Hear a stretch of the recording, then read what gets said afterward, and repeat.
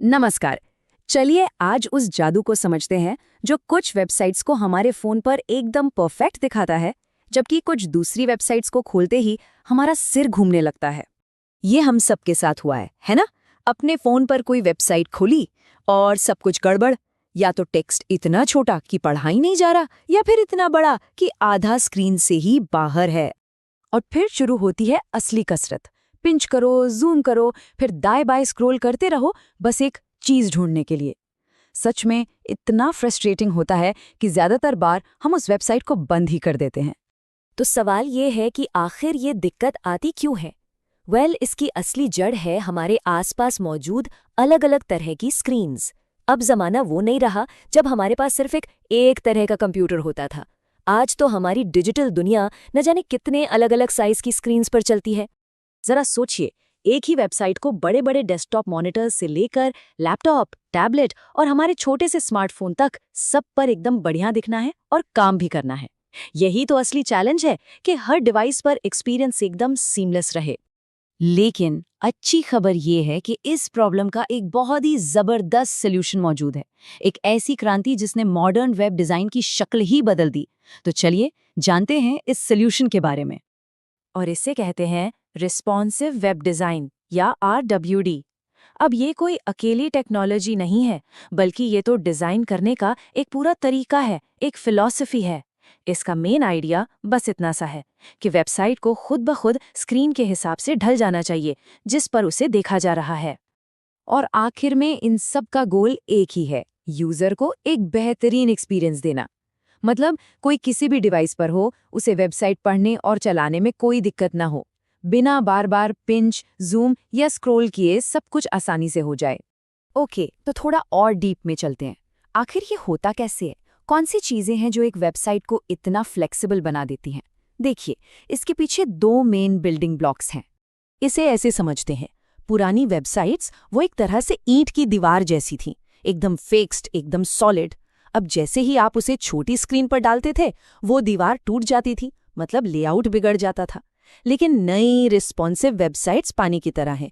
ये पिक्सेल्स की जगह परसेंटेज का इस्तेमाल करती हैं, तो लेआउट किसी भी स्क्रीन में फिट होने के लिए आराम से फैल या सिकुड़ जाता है।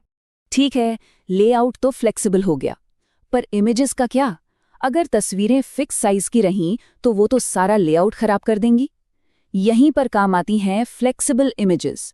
ये इमेजेस भी अपने कंटेनर के हिसाब से अपने आप छोटी या बड़ी हो जाती हैं, ताकि वो हमेशा परफेक्ट दिखें।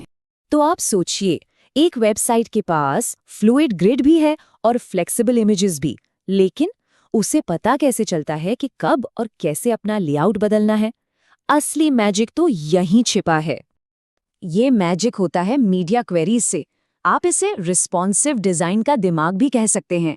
ये कोड का वो हिस्सा है जो वेबसाइट को बताता है कि ओके, ये स्क्रीन 600 पिक्सल चौड़ी है या ये डिवाइस सीधा पकड़ा हुआ है, और फिर उसी जानकारी के हिसाब से डिजाइन बदल देता है। इसका प्रोसेस भी काफी सिंपल है।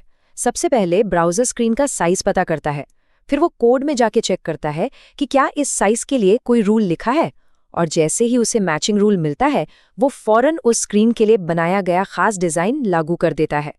इसे समझने का सबसे आसान तरीका है इफ देन स्टेटमेंट्स की तरह सोचना। मतलब कोड में लिखा होता है, अगर स्क्रीन की चौड़ाई 768 पिक्सल से कम है तो साइड बार को नीचे दिखाओ, या अगर ये एक फोन है तो फॉन्ट का साइज थोड़ा बड़ा कर दो। बस सिंपल।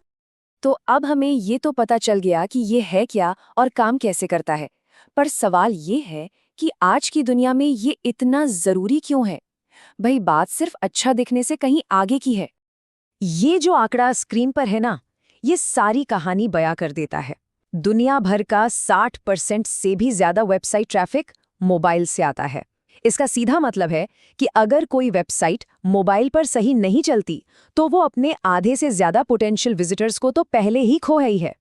तो इसके फायदे क्या क्या हैं? सबसे पहले तो यूज़र एक्सपीरियंस ज़बरदस्त हो जाता है। दूसरा, गूगल भी ऐसी साइट्स को ज़्यादा पसंद करता है, तो सर्च रैंकिंग्स में भी फ़ायदा मिलता है। मोबाइल पर ज़्यादा लोग आ पाते हैं। और शायद सबसे बड़ा फ़ायदा, आपको अलग अलग डिवाइस के लिए 2-3 वेबसाइट्स नहीं बनानी पड़ती, बस एक ही साइट को मेंटेन करना होता है, जो पैसे और मेहनत दोनों बचाता है। ये बात बिल्कुल सही है। आज के टाइम में रिस्पॉन्सिव डिज़ाइन कोई ऑप्शनल फीचर नहीं रह गया है। ये तो मॉडर्न वेब पर सक्सेस के लिए एक बेसिक रिक्वायरमेंट है। एक तरह से ये अब ज़रूरी हो चुका है। हमारी स्क्रीन्स वो तो लगातार बदल रही हैं। हर रोज़ नए नए डिवाइसेस आ रहे हैं। तो सवाल ये है कि क्या हमारी डिजिटल दुनिया इस बदलाव के लिए तैयार है?